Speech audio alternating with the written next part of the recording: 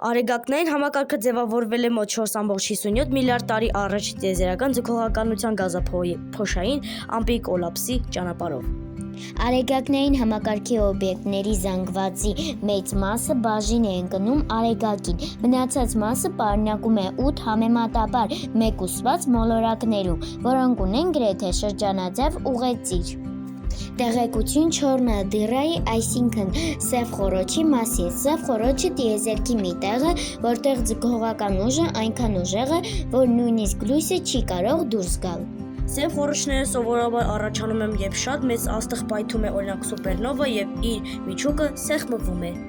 Աստերոիդը փոքր երկնային մարմին է, որը պտտվում է արեգակի շուրջը, ինչպես մոլորակները, բայց շատ ավելի փոքր է։